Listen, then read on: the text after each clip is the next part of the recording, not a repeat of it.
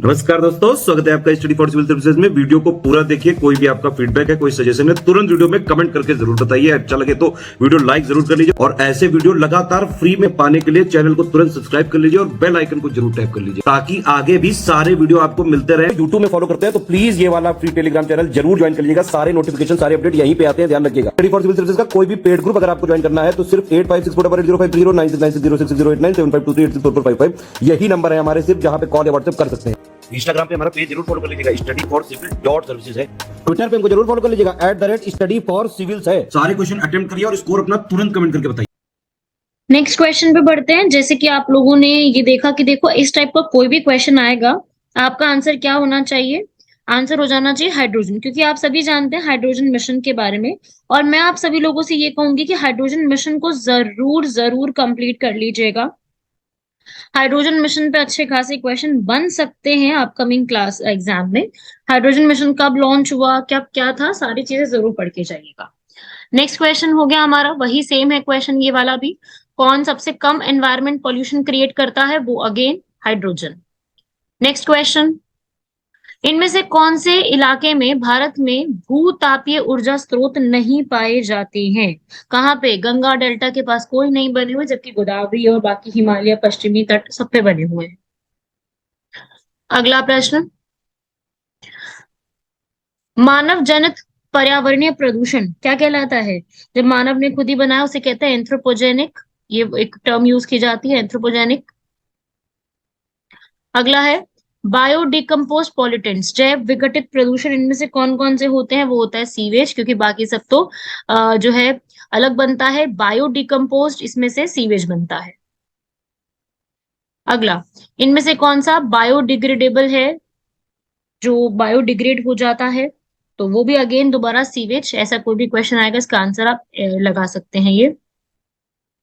अगला वही सेम पूछ रहा है कि बायोडिग्रेडेबल इनमें से कौन सा है जो दोबारा भी इस्तेमाल किया जा सकता है? रबड़। देखिए प्लास्टिक, आपको पता था अभी तो प्लास्टिक की थैलियां बैन हो रही हैं, पॉलीथीन और ये मरकरी, ये सब ये नहीं है एनवायरनमेंट के लिए अच्छा। बायोडिग्रेडेबल नहीं हो पाता, दोबारा से इसका नवीकरण नहीं हो पाता, रिसाइकिल नहीं हो पाता। अगला, कोयला, पेट्रोल, डीजल, इन सब का दहन जो है वो उसका मूल स्रोत क्या होता है? अगर इन सबको हम जला देते हैं तो उससे वायु प्रदूषण बहुत ज्यादा होता है, एयर पॉल्यूशन। अभी तो हम कौन सी गाड़ियां ला रहे हैं? इलेक्ट्रिक गाड़ियां ला रहे हैं, ताकि उसमें इथेनॉल को भी ब्लेंड करके चलाया जाए। बाकी इलेक्ट्रिक व्हीकल्स होने चाहिए। अगला, इनमें से कौन सा द्वितीयक प्रदूषण नहीं है? तो सल्फर डाइऑक्साइड, क्योंकि वो प्राइमरी है। अगला, इनमें से कौन सा धुआं जो है आंखों में जाता है तो वो हमारी आंखों को बहुत ज्यादा प्रभाव कर देता है? वो है पैरा ऑक्सीटाइसिल नाइट्रेट। सीधा आंसर क्या हो जाएगा इसका? डी। ठीक है भाई, इसका आंसर क्या हो जाएगा? डी। इनमें से कौन सा जो है द्वितीयक प्रदूषक के रूप में जाना जाता है? वो है स्मॉग। बाकी सब प्राइमरी और टर्शरी में काउंट किए जाते हैं। अगला, इनमें से कौन सा वायु प्रदूषक जो है वो रक्त धारा को दुष्प्रभावित करके मौत तक हमें यहाँ पर उत्पन्न करवा सकता है? तो वो कौन सा है? Carbon monoxide. अगला वही सेम चीज, दोबारा सेम प्रकार का प्रश्न पूछ रहा है, वही इसका आंसर हो जाएगा कार्बन मोनोऑक्साइड। ये हमारी ऐसा एक तरीके का होता है जो हमारी ऑक्सीजन की अपेक्षा अधिक शीघ्रता से रक्त में हीमोग्लोबिन में घुल जाता है और हमारी डेथ तक करवा सकता है। अगला, इनमें से कौन सा एक वायु प्रदूषक गैस है और जीवाश्म ईंधन के ज्वलन स्वरूप उत्पन्न होती है? तो कौन सा है ये वाला? इसे हम कहते हैं सल्फर डाइऑक्साइड। ठीक है भाई, सल्फर डाइऑक्साइड। डी आंसर हो जाएगा इसका।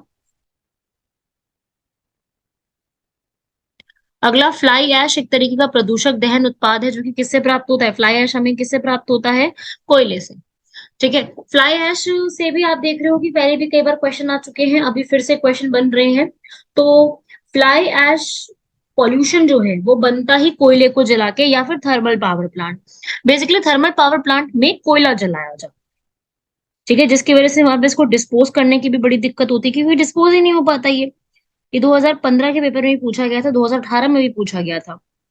क्यों? क्योंकि जो कोयला होता है ना, वो जितने भी थर्मल पावर प्लांट में यूज किया जाता है उसके अंदर 30 से 45% ऐश का ही कंटेंट होता है। तो आप इसको वाटर में छोड़ देते हैं और इस ऐश के अंदर lead, arsenic, mercury, cadmium, uranium, ये सब बहुत प्रॉब्लम करता है। और यही यूएन ने भी बताया, यूएनईपी जो है, United nation environmental protection agency, उन्होंने यहाँ पर यही बताया कि ये सब अगर जो फ्लाई ऐश को आप एक्सपोज कर देते हो एयर में, तो उसकी वजह से कैंसर और रेस्पिरेटरी डिजीज बहुत ज्यादा बढ़ जाती है। लाइकन्स, ये वाला बहुत अच्छा क्वेश्चन है। लाइकन्स जो है वो किसके इंडिकेटर होते हैं? एयर पॉल्यूशन के। ये हमने पहले भी सॉल्व किया हुआ है।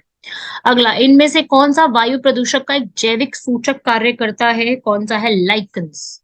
Air pollution, lichens.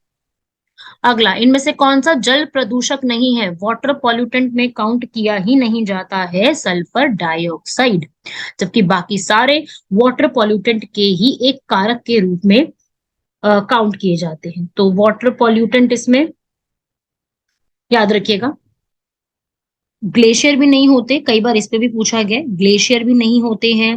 बाकी क्रोमियम सिल्ट, ये सब काउंट किए जाते हैं।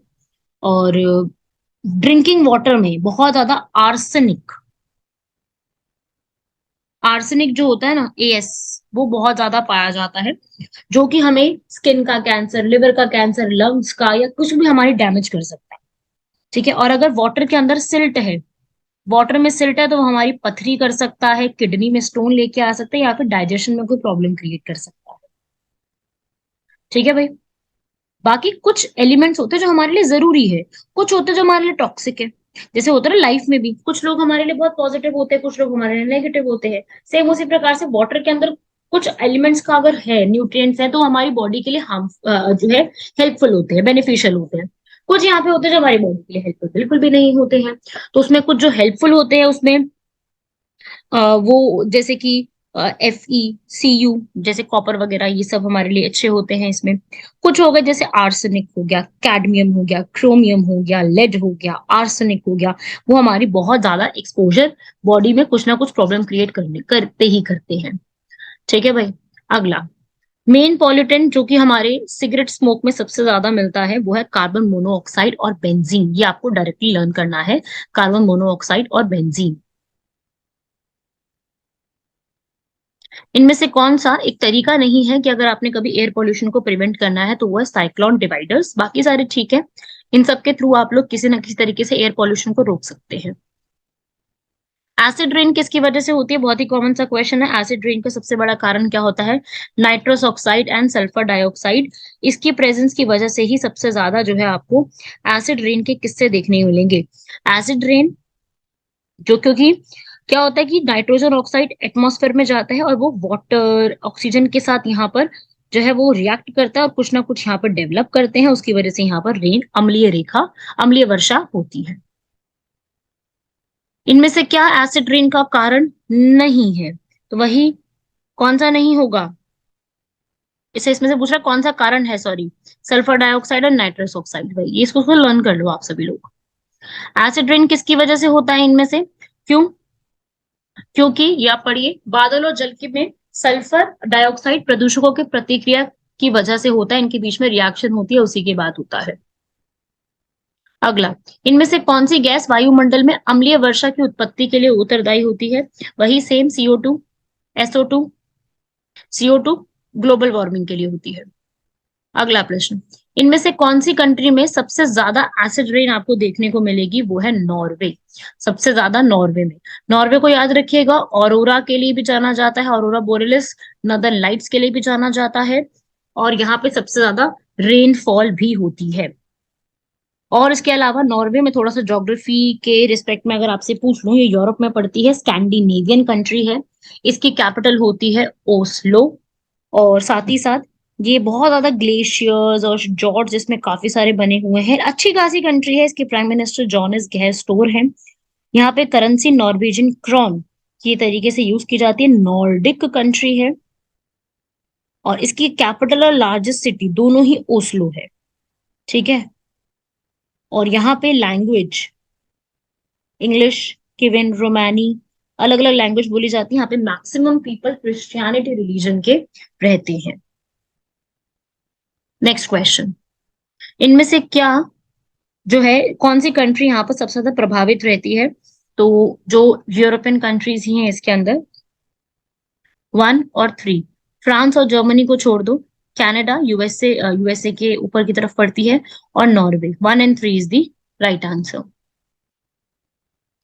इंडस्ट्रियल जो उद्योग का मलबे होता है वो सबसे ज्यादा कहाँ का उद्योग का सबसे ज्यादा मलबा आता है, वो है लेदर इंडस्ट्री।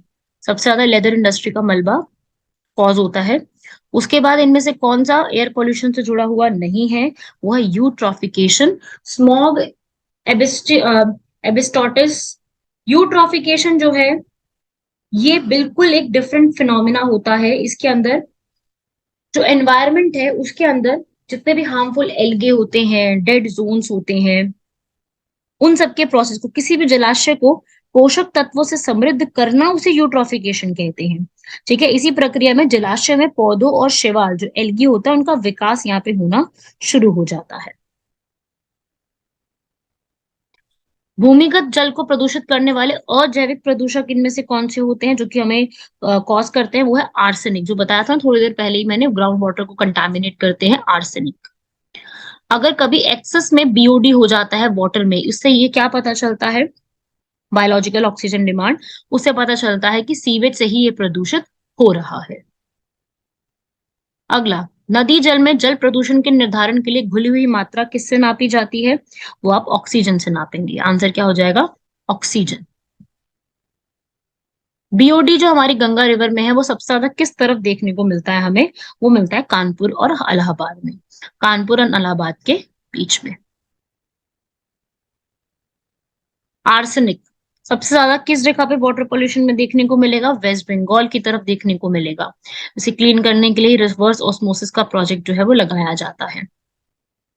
इनमें से कौन सी नदी में जो है जैविक मरुस्थल जो है वो कहलाती है, कौन सी है, दामोदर। सौरो ऑफ बंगाल भी इसी को कहा जाता है।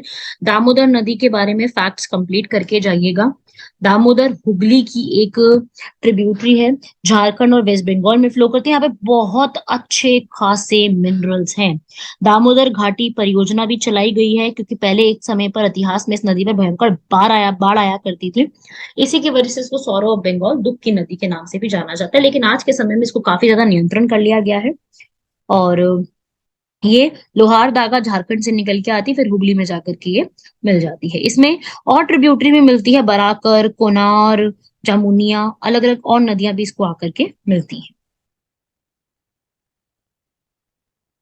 इनमें से कौन सी जो नदी है उसको बायोलॉजिकल डेजर्ट कहा जाता है। ठीक है, बायोलॉजिकल डेजर्ट इनमें से किसको बोला जाता है, भिवानी नदी को। नॉक नी सिंड्रोम किसकी वजह से होता है, अगर पानी में या किसी भी चीज में फ्लोराइड की मात्रा ज्यादा है तो नॉक नी करके जो एक विकार डेवलप होता है, नॉक नी विकार तरीके से आप कह सकते हो, ये एक प्रॉब्लम सी हो जाती है। नॉक नी, वैसे तो उसमें देखो स्पेलिंग गलत लिखी हुई है, नी की स्पेलिंग ये वाली होती है। ठीक है, नॉक नी, जिसमें ना नॉक होती है ना, वो जो नीज होती है हमारी वो बेंड सी हो जाती हैं। इसको कई बार आप बुक्स में गेनु वैल्गम के नाम से भी देखेंगे। नॉक नी के रिकेट्स भी हो सकते हैं, बोन का इन्फेक्शन भी हो सकता है, तो फ्लोराइड की पॉइजनिंग होती है ये वाली। और अगर आपको कभी भी मरकरी की पॉल्यूशन हुआ है, मरकरी से हुआ है, तो आपकी बॉडी में नर्व्स का डैमेज होगा, मोटर स्किल्स का डैमेज होगा। वही अगर आपका लेड पॉल्यूशन ज्यादा है तो आपकी बॉडी में जो है आपकी ग्रोथ वो थोड़ी सी रुकेगी। और आर्सेनिक सीधा सीधा आप लोगों को यहाँ पर लंग्स, लिवर, किडनी, स्किन, ये सब चीजें जो है वो प्रॉब्लम कॉज करती हैं। अगला, आईएमओ इंटरनेशनल मैरीटाइम ऑर्गेनाइजेशन के हेडक्वार्टर्स कहाँ पे बने हुए हैं, लंदन में, लंदन यूके में बने हुए हैं। अगला, इनमें से कौन यहाँ पर ये बताता है कि सामान्य परिस्थिति में वृक्ष के पत्तों पर सरसराहट का डेसिबल स्तर प्रदर्शित करता है, इनमें से कौन यहाँ पे प्रदर्शित करता है, कितना, 20 डेसिबल। ठीक है, वही कभी पत्तों की सरसराहट होती है तो वो 20 डेसिबल तक जा सकती है। अगला, इनमें से किस यूनिट को नॉइस पोल्यूशन को मेजर करने के लिए यूज किया जाता है, अभी बताया, डेसिबल। डेसिबल का इस्तेमाल करके हमें पता चलता है कि भाई कितना कितना क्या है। अगला, मृदा प्रदूषण औद्योगिक प्रदूषण की अपेक्षा ज्यादा खतरनाक होता है, सही बात है। उर्वरक और कीटनाशक भोजन की श्रृंखला में प्रवेश करते हैं, बिल्कुल सही बात है। जो मृदा प्रदूषण होता है उसकी वजह से हमारे हमारे शरीर में हमारे भोजन में पहले उर्वरक और कीटनाशक होते हैं, वही चीज हमारे पेट में हुई चली जाती है, उसकी वजह से हम भी आगे बीमार हो सकते हैं। तो आंसर इसका ए हो जाएगा। दोनों बातें सही लिखी हुई हैं और आपस में व्याख्या भी बिल्कुल मैच करती है। अगला, पॉलिथीन बैग्स जो होते हैं उसको नष्ट नहीं किया जा सकता, तभी तो पॉलिथीन को बैग बैन किया गया, क्योंकि वो किससे बनती है, पॉलीमर से बनती है। तभी सरकार ने जो सिंगल यूज प्लास्टिक है उसको वैसे भी बैन कर दिया गया था। पर अभी भी बात अलग है, इस्तेमाल हर जगह पे होती है आज भी। इनमें से किसको सबसे ज्यादा नष्ट होने में समय लगेगा? प्लास्टिक का थैला, वही सेम चीज, प्लास्टिक बैग। अगला जो भोपाल गैस ट्रेजेडी में गैस लीक हुई थी, इस गैस का नाम क्या है? Methyl isocyanate. 1984 Bhopal gas tragedy कहा जाता है यूनियन कार्बाइड में, तो ये मिथाइल आइसोसाइनेट के नाम से जानी जाती है। अगला भी सेम प्रश्न है, 350 ये आंसर हो जाएगा, इसका भी सेम ही प्रश्न है। अगला, न्यूक्लियर एनर्जी का जो इस्तेमाल होता है वो एक तरीके से किसका फैक्टर होता है? थर्मल पॉल्यूशन का, ऊष्मीय प्रदूषण का ही एक फैक्टर होता है। अगला, यूरो एमिशन रूल्स, यूरो उत्सर्जन नियम जो है वो यहाँ पर किसके मानक है? इसमें से कौन सी गैस को कवर किया गया? इसमें ये बोला गया कि भाई आपको व्हीकल में इतनी ही गैस की लिमिट रखनी है, तो वो तीनों गैसेस के लिए काम करता है, उपयुक्त सभी गैसेस के लिए काम करता है। अगला, यूरो सेकंड मानकों को पूरा करने के लिए अति अल्प सल्फर डीजल में सल्फर की मात्रा क्या मिलाई होनी चाहिए? 0.05 या उससे भी कम यहाँ पे मात्रा मिला के चलाना चाहिए। ऑटोमेटेड व्हीकल जो होते हैं, ऑटोमेटिक जो चलते हैं, वो सबसे ज्यादा अविषालु धातु प्रदूषक होते हैं किसके? वो यहाँ पर लेड के, लेड, सीसा। अगला, इससे से कौन कौन सा डिजीज होता है आपको इसमें बताना है, कौन सा गलत मैच्ड है। तो मरकरी से मिनीमाता होता है, कैडमियम से इताई इताई होता है, नाइट्रेट से ब्लू बेबी होता है, फ्लोराइड से इनडाइजेशन की जगह कौन सा आंसर आ जाएगा? अभी बताया था नॉकनी। ठीक है भाई, तो इसका आंसर डी हो जाएगा। बाकी सारे सही लिखे, आप लिख लीजिएगा। मिनी माता, इताई इताई, मिनी माता कन्वेंशन भी है जिसमें मरकरी के यूज को कम करने की बात की गई थी। इताई इताई भी पूछा गया कई बार। अगला, जो भी हवा में तैरते हुए श्वसनीय सूक्ष्म कण होते हैं, उनका उनका कितना साइज होना चाहिए? 5 माइक्रोन से कम। इनमें से किसके ऊपर आप जो भस्मकारी यंत्र होते हैं, इंसिनरेटर्स, किसके लिए इस्तेमाल करते हैं हम लोग? गार्बेज को जलाने के लिए। इनमें से कौन सा एक बायोलॉजिकल रिसोर्स, जैविक संसाधन के रूप में काम नहीं आता है? वो है बिल्कुल शुद्ध जल। मैं इसके आंसर्स बताते जा रही हूँ क्योंकि आप लोगों के पास बहुत कम टाइम है, आप लोग इसको पूरा अपना रिवाइज करने में काफी टाइम आपको लग जाएगा। तो आप सभी लोग यहाँ पर फटाफट इसके आंसर्स देखते जाइए और मैच करते जाइए आंसर्स क्या क्या होने चाहिए, एग्जाम के लिए बहुत ज्यादा काम आने वाली है चीजें।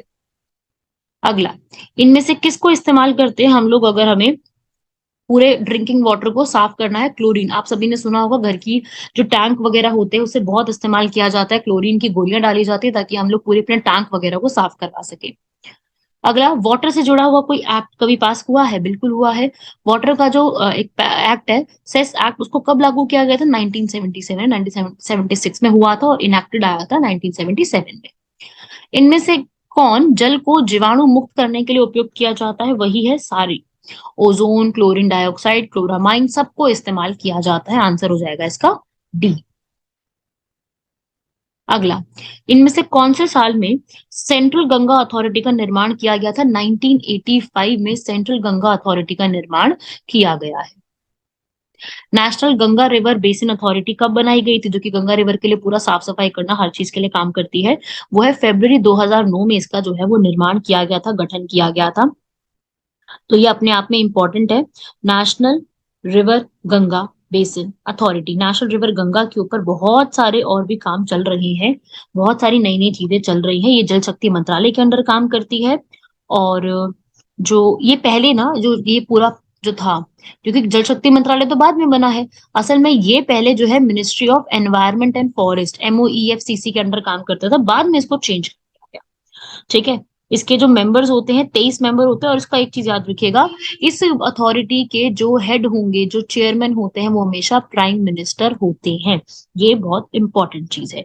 23 मेंबर होते हैं इसमें, कितने होते हैं? 23। चलिए आगे बढ़ते हैं। ऐसे ही यमुना एक्शन प्लान, क्योंकि यमुना रिवर को भी जो है दिल्ली के किनारे या बाकी जगह पे उसको भी क्लीन करवाना था, तो यमुना रिवर एक्शन प्लान जो है ये भी गवर्नमेंट ऑफ इंडिया और पंजाब के साथ, सॉरी जापान के साथ, सॉरी जापान होगा पंजाब नहीं, के साथ 1993 में शुरू किया गया था। जापान का एक बैंक है, Japan bank for international cooperation, उन्होंने 150 करोड़ की यहाँ पर मदद करी थी, जिसमें ये सारे फेजेस को शुरुआत करके अब इसका सेकंड फेज लॉन्च कर दिया गया है। 1993 में पहला स्टार्ट हुआ, सेकंड फेज 2003 में शुरू कर दिया गया था, जिसमें गंगा जो यमुना रिवर है उसके पास जितना भी यहाँ पर पॉपुलेशन बढ़ती जा रही है, अर्बनाइजेशन इंडस्ट्रियलाइजेशन बढ़ता जा रहा है, जिसमें दिल्ली मेन एरिया आता है, तो वहां पर कैसे इसको साफ सफाई कर सकते हैं, उसके लिए पूरा काम यहाँ पे किया गया। और कोशिश यही थी, बोला गया था कि जो गंगा रिवर है और जो यमुना रिवर है वो साल 2020 तक आते आते पॉल्यूशन फ्री कर दी जाएगी, जबकि ऐसा हुआ नहीं है। अगला एजेंडा 21। एजेंडा 21 रियो डी जेनेरियो के समय आया था, रियो डी जेनेरियो अर्थ समिट हुआ था, तो उस समय ये बोला गया था सतत विकास के लिए, sustainable development 1992 Rio de Janeiro Rio summit के नाम से जाना जाता है। इसे अर्थ समिट भी कहते हैं, बहुत बड़ा समिट था ये, जिसमें अर्थ से जुड़ी हुई बहुत सारी नई नई बातें कही गई। एजेंडा 21 में 4 अग्रीमेंट थे, इसको लिख लीजिएगा, कितने अग्रीमेंट थे, समझौते कितने थे, 4 समझौते लिखे गए थे। एग मार्क जो वर्ड है वो कब से फोकस में आया है भारत में, कि हम सारी चीजों के लिए, एग्रीकल्चर फ्रेंडली चीजों के लिए एग मार्क शब्द का इस्तेमाल करेंगे, ये सबसे पहले 1937 में फोर्स में आया है। अगला central arid zone research institute, ये जो है पहली बार कब बनाया गया है, जोधपुर में, राजस्थान में इसको बनाया गया है। वही अगला headquarter Indian institute of ecology and environment, ये कहाँ पे स्थित है, ये दिल्ली में स्थित है। इंदिरा गांधी अवार्ड जो हर साल दिया जाता है वो किस काम के लिए दिया जाता है, अगर किसी भी व्यक्ति ने पर्यावरण के क्षेत्र में बहुत अच्छा योगदान दिया है तो उसके लिए यहाँ पर इंदिरा गांधी अवार्ड जो है हर साल यहाँ पे प्रदान किया जाता है। ग्लोबल 500 अवार्ड ये भी किस लिए दिया जाता है, ताकि एनवायरनमेंट को, पर्यावरण की रक्षा करने के लिए इस अवार्ड को दिया जाता है। अगला टाइलर प्राइज अवार्ड, ये भी किस लिए दिया जाता है, अगेन एनवायरमेंटल प्रोटेक्शन, पर्यावरण की सुरक्षा में अगर किसी ने भी योगदान दिया है तो उसके लिए ये एक अवार्ड अलग से है, टाइलर अवार्ड, तो इसको भी याद रखिएगा, टाइलर अवार्ड इस काम के लिए जो है वो दिया जाता है। तो इस प्रकार की चीजें जो है वो पूछी जाती हैं एग्जाम में, अवार्ड से भी जुड़े हुए क्वेश्चन आ जाते हैं। वर्ल्ड टोबैको प्रोटेक्शन डे, ये हर साल कब मनाया जाता है, टोबैको की प्रोटेक्शन के लिए, ये 31 मई को हर साल मनाया जाता है।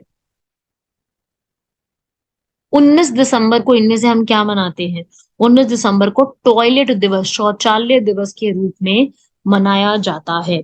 और टॉयलेट डे जो है ना यहाँ पर, वो सबसे मतलब क्यों मनाते हैं, क्योंकि इस समय सबसे पहली बार जो है टॉयलेट्स और टॉयलेट का क्या इंपॉर्टेंस है, सैनिटेशन की क्या इंपॉर्टेंस है, वो सारी चीजें यहाँ पे लेके आई गई थी, तो इसलिए ये यूएन ने जो है इसको डेजिग्नेशन करना शुरू किया था।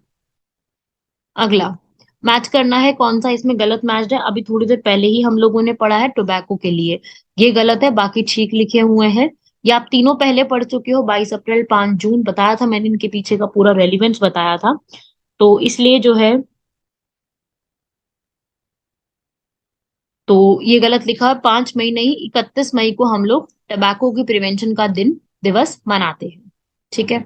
अगला, इनमें से कौन सी कंट्री जो है वो प्रत्येक माह अंतिम शनिवार को राष्ट्रीय स्वच्छता दिवस के रूप में मनाती है, वो कौन है, सीरिया लियोन, ये कंट्री है जो कि एक अफ्रीका में पड़ती है, ये कंट्री यहाँ पर ये चीज बताती है। ठीक है भाई। अगला, भारत में रेली फॉर वैली प्रोग्राम का आयोजन जो है वो किस समस्या को उजागर करने के लिए किया जाता है, रेली फॉर वैली प्रोग्राम, ताकि जितने भी लोग ऐसे अपनी एक जगह को छोड़ करके दूसरी जगह पे बस गए हैं, विस्थापित हैं, उनके पुनर्वास की समस्या को घटाने के लिए इसका इस्तेमाल किया जाता है। इनमें से कौन सा मानव जनित जीवों का एक उदाहरण है, एंथ्रोपोजेनिक, अभी बताया था ना एंथ्रोपोजेनिक एक्टिविटीज क्या होती है, फसली भूमि, फसली भूमि जो है मानव की क्रिया की वजह से ही जो है वो एक एग्जाम्पल बन जाती है ना उसी का। अगला,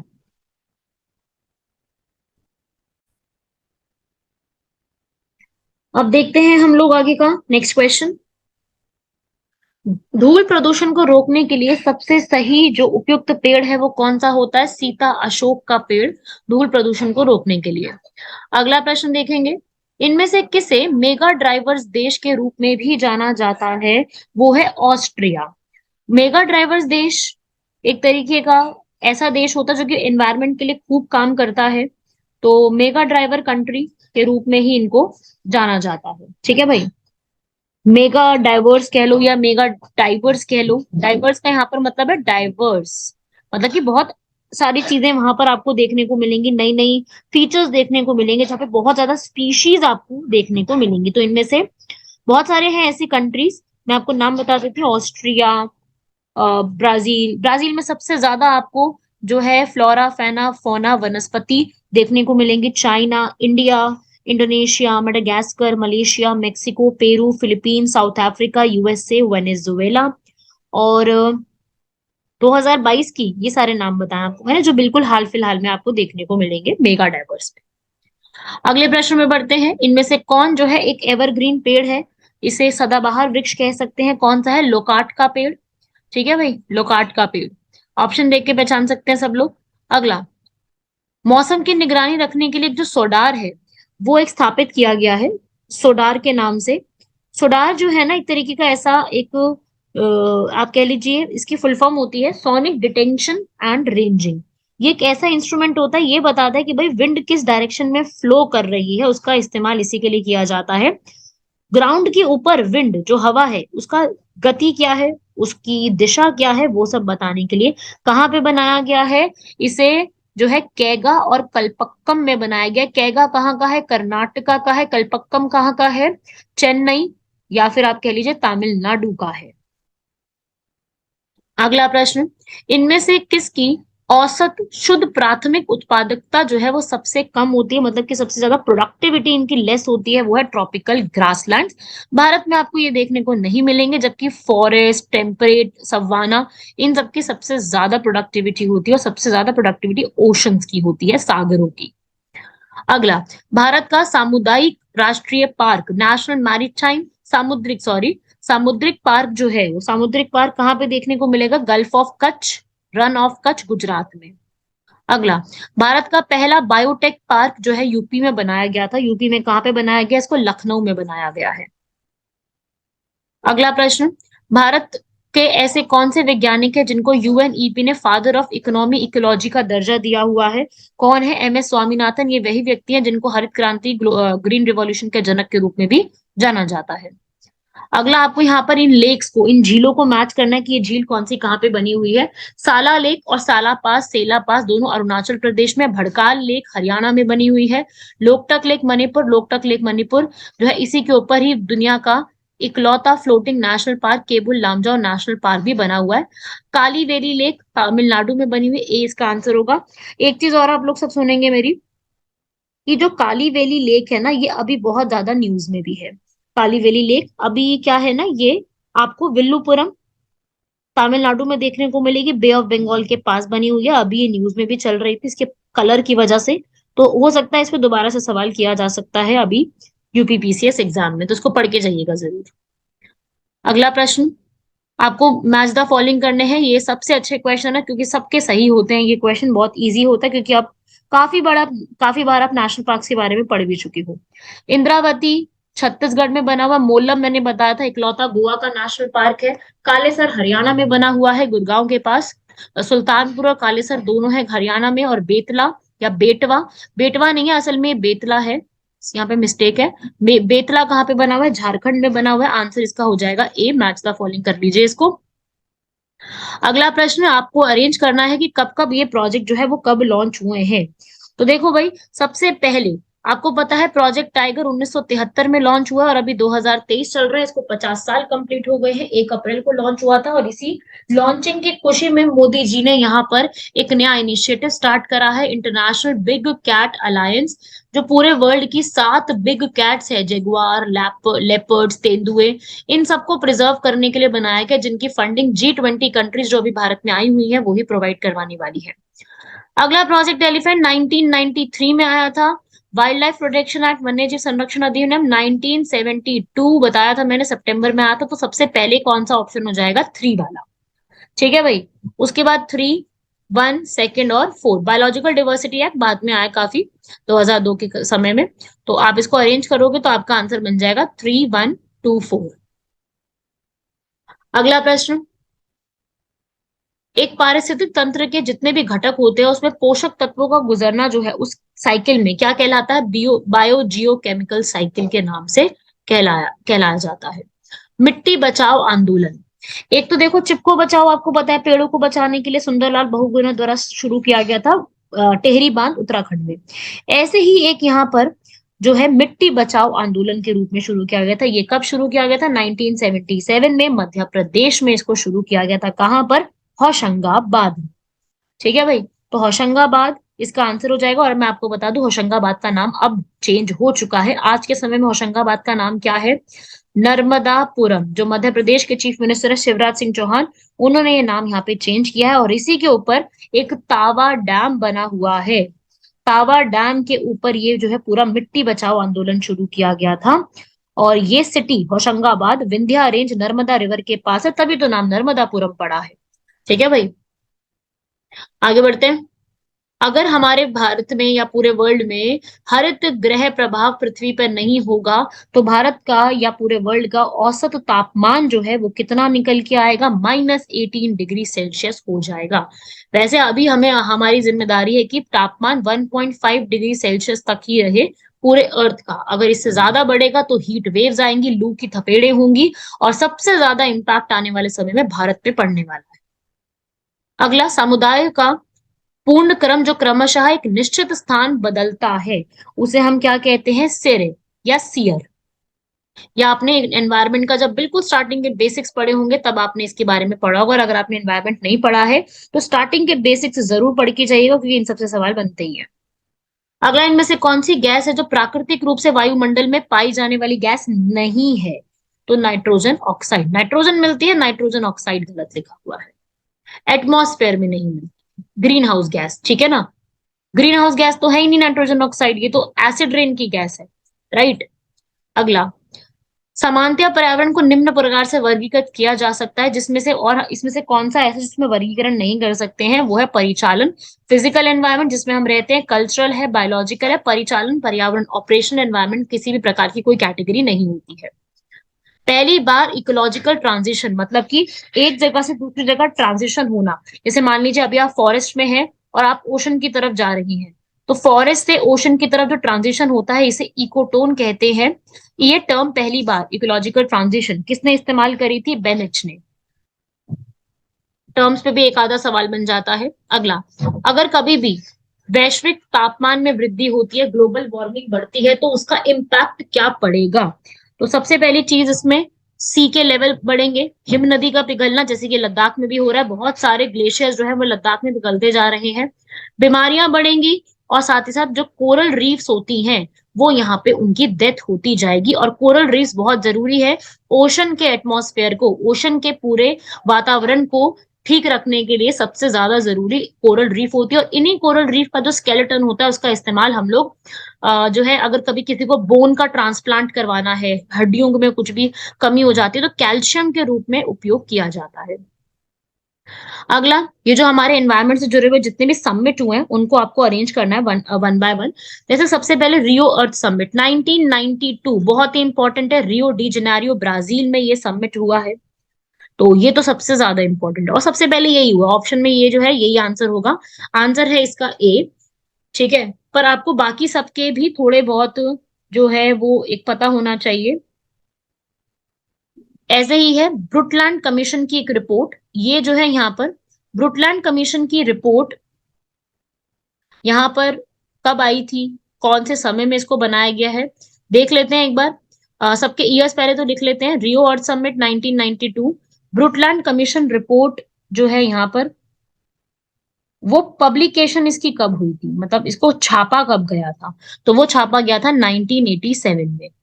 ठीक है भाई, अगला यहाँ पर कह रहा है जो मॉन्ट्रियल प्रोटोकॉल है, मॉन्ट्रियल प्रोटोकॉल एस्टैब्लिश कब हुआ था?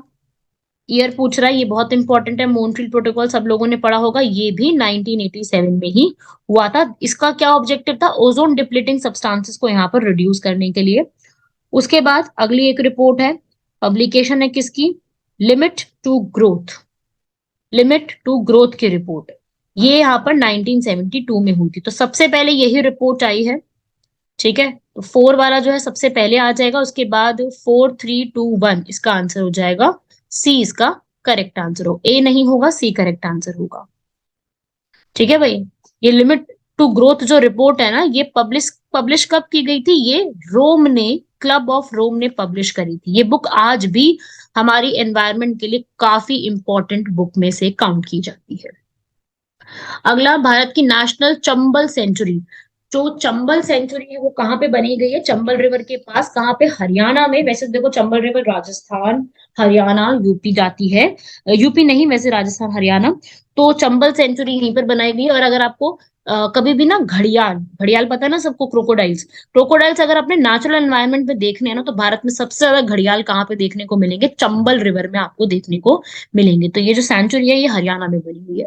हरियाणा के कालेसर, सुल्तानपुर याद रखिएगा, और चंबल सेंचुरी भी याद रखिएगा। अगला, इनमें से कौन सा वन्य प्राणी के विलुप्तीकरण का एक कारण नहीं होता है? तो इसमें से जनसंख्या की तीव्र वृद्धि ये कारण नहीं है, बाकी सारे कारण आप पढ़ेंगे तो आपको समझ में आएंगे कि सारे कारण है। अगला, इनमें से कौन सा ट्री हमारे एनवायरनमेंट के लिए काफी डेंजरस हो सकता है? वह यूकेलिप्टस। बाकी नीम, बबूल, केला ये सब हमारे एनवायरनमेंट के लिए हार्मफुल नहीं होते, ये सब आप समझ सकते हैं। ये इजी क्वेश्चन था काफी। अगला प्रश्न, एनवायरमेंट प्रोटेक्शन एक्ट, पर्यावरण संरक्षण अधिनियम सबसे पहली बार कब पारित किया गया था? 1986 में, 1986 में पारित किया गया था। ईयर्स याद कर लो जितने भी बताया अभी तक आप लोगों को। अगला यहाँ पर पढ़ेंगे, भारत में जितने भी इनपुट सब्सिडी दी जाती है उर्वरकों पर, फर्टिलाइजर्स पर, तो वो सारी जो है अप्रत्यक्ष फॉर्म सब्सिडी के अंतर्गत काउंट की जाती है। सही बात है, अप्रत्यक्ष। और ये याद रखिएगा, जितनी भी सब्सिडी यहाँ पर मिलती है फर्टिलाइजर्स या एग्रीकल्चर के ऊपर, वो आपको WTO, वर्ल्ड ट्रेड ऑर्गेनाइजेशन की जो शर्तें होती है उसके तहत भारत को यहाँ पे प्रोवाइड करना होता है। ठीक है ना। अगला, जो हमारे किसान है उनको बिजली और सिंचाई पर जितनी भी यहाँ पर कटौतियां दी जाती हैं वो फार्म सब्सिडी के अंतर्गत आती है। गलत लिखा हुआ है। विश्व व्यापार संगठन WTO में कृषि संबंधी प्रावधान प्रत्यक्ष फार्म सब्सिडी की अनुमति देते हैं, लेकिन अप्रत्यक्ष, गलत लिखा हुआ है। दोनों की सब्सिडी देते हैं। Green box, amber box, red box में तीनों प्रकार की सब्सिडीज होती है। और भारत में जितनी भी सब्सिडियां दी जाती है वो अप्रत्यक्ष श्रेणी में आती है। गलत लिखा, ये सही लिखा हुआ है, सारी अप्रत्यक्ष है। भारत में किसी भी चीज पे, चाहे LPG गैस सिलेंडर पे दी जा रही है, चाहे किसी भी वस्तु पे दी जा रही है, वो अप्रत्यक्ष में काउंट की जाती है। तो 1 और 4 इसमें ठीक है। सेकंड और थर्ड में यहाँ पर स्टेटमेंट्स गलत लिखी हुई है। अगला, फ्रंटियर रिपोर्ट 2022, ये पिछले साल का करंट अफेयर है। तो ये जो रिपोर्ट है इसमें ये बताया कि भाई सबसे ज्यादा भारत में पॉल्यूशन, नॉइस का, ध्वनि प्रदूषण कौन लेके आता है? मुरादाबाद, यूपी। लाउडस्पीकर का केस हुआ था ना मुरादाबाद, यूपी में बहुत ज्यादा। देखो भाई, अगर आपसे, तो देखो ये पूछता, चलो ये तो काफी इजी क्वेश्चन पूछ लिया भारत के बारे में। अगर आपसे पूछता है नॉइजेस्ट सिटी पूरे वर्ल्ड की, सबसे ज्यादा शोर शराबे वाली सिटी वर्ल्ड की पूछता है ना अगर आपसे, तो आपको उसमें क्या आंसर लगाना होगा? वो भारत की नहीं है, ठीक है, वो है बांग्लादेश की कैपिटल ढाका। सबसे ज्यादा शोर वाली कैपिटल है बांग्लादेश पूरे वर्ल्ड की। ठीक है, अगले नंबर पे भारत का नंबर आता है, वो है मुरादाबाद, यूपी, ये है। तीसरे नंबर पे आती है इस्लामाबाद, पाकिस्तान। और देख रहे हो तीनों ही एक साथ ही हैं सारे। उसके बाद फिर वियतनाम है, नाइजीरिया है, नेपाल है, और भी है। इंडिया की इसमें क्या क्या आता है मैं बता देती हूँ। इंडिया की इसमें एक तो मुरादाबाद आती है और एक आसनसोल आती है। आसनसोल, ये जो है आप लोगों ने हिस्ट्री में जरूर पढ़ा होगा आसनसोल के बारे में। कहाँ पर है? वेस्ट बंगाल में है। तो दो है इसके अंदर, मुरादाबाद और आसनसोल। वहीं अगर मैं आपसे पूछूं, चलो ये तो शोर शराबे वाली हो गई, अगर मैं आपसे पूछूं क्वाइटेस्ट सिटी कौन सी, सबसे शांत भारत की क्वाइटेस्ट सिटी कौन सी है, तो वो भी जरा मुझे कमेंट बॉक्स में बताइए, सबसे शांत सिटी। ठीक है, ये आपको एशिया में ही मिलेगी, मैं बता देती हूँ। एशिया में ही आपको जो है वो देखने को मिलेंगी। तो इसको भी एक बार पढ़ लेना, ये भी बता देना, इसको कमेंट बॉक्स में बताना, या फिर मैं ही बता देती हूँ। चलो, जॉर्डन में मिलेगी आपको। जॉर्डन में एक सिटी है जिसका नाम है इरबिद। ये सिटी सबसे क्वाइटेस्ट है। उसके बाद फिर फ्रांस है, स्पेन है, स्वीडन की कैपिटल स्टॉकहोम है, सर्बिया की बेलग्रेड है। ठीक है भाई, वो और लिस्ट तो फिर आगे चलती जाएगी, आपको एक ही पता होनी चाहिए। अगला, भारत का डॉल्फिन डे हम लोग कब मनाते हैं? डॉल्फिन डे सेलिब्रेट करने के लिए एक दिवस यहाँ पर दिया गया है, जैसे आपने बाकी टबैको के लिए पढ़ा, बाकी सब पढ़े, ऐसे ही अक्टूबर 5 जो है वो भारत में डॉल्फिन डे के रूप में मनाया जाता है। अगर मैं पूछूं भारत में कितने टाइप की डॉल्फिन्स मिलती हैं, तो भारत में डॉल्फिन्स जो है काफी सारे प्रकार की होती हैं। ये आपसे पूछ रहा है यहाँ पर डॉल्फिन डे जो है, नेशनल डॉल्फिन डे, ये एक्चुअली में अप्रैल 14 को मनाया जाता है। ठीक है, तो इसका ये डेट यहाँ पर इसमें ऑप्शन में एक्चुअली दिया ही नहीं हुआ है, तो अप्रैल 14 इसका आंसर हो जाएगा। और उसके बाद जाकर के पहले तो ये बनाया गया था, उसके बाद फिर अक्टूबर 5 यहाँ पे डिसाइड किया गया था। तो एक ये भी अक्टूबर 5 के रूप में याद रखिएगा। भारत के नेशनल एनिमल में भी काउंट की जाती है डॉल्फिन। अगला, इनमें से कौन सा बायोमास ऊर्जा का स्रोत नहीं काउंट किया जाता है? वो है न्यूक्लियर एनर्जी। बाकी तो आप देखो, गोबर, वुड, कोयला, ये बायोमास ही तो है, सारा बायोमास से तो इकट्ठा किया गया। न्यूक्लियर एनर्जी तो जनरेट की जाती है। अगला प्रश्न, इनमें से किसने यहाँ पर पर्यावरण अखंडता और सामुदायिक स्वास्थ्य प्रारूप का प्रस्ताव पहली बार जो है हमारे सामने कौन लेकर के आए थे? वो लेके आए थे रेडमैन। ये टर्म भी याद रखिएगा। लास्ट प्रश्न है हमारा आज का, इनमें से कौन सा पर्यावरणीय क्षरण का, इन्वायरमेंटल डिग्रेडेशन का कोई भी कारण नहीं बनता है? वो है सहज रहन सहन। अगर आप बिल्कुल सहज तरीके से अपना रहन सहन करते हैं तो पर्यावरण क्षरण नहीं होगा, लेकिन बाकी चीजें जो है उसमें पर्यावरण क्षरण का एक कारण बनती है। तो ये थे हमारे आज के सारे एनवायरनमेंट से जुड़े हुए सारे क्वेश्चन यूपीपीसीएस के। आप लोगों ने सारा कंप्लीट कर लिया है, जो है ज्योग्राफी की अपलोड हो गई है, हिस्ट्री की हो गई है, पॉलिटी की हो गई है, साइंस की हो गई है, इको और एनवायरनमेंट ही बचा है जो कि अब आपका कंप्लीट हो चुका है। इनको कंप्लीट करिएगा, बहुत अच्छे से एग्जाम करिएगा। All the very best for 14 मई। मिलते हैं आप लोगों से नेक्स्ट लेक्चर में। धन्यवाद, शुक्रिया, जय हिंद।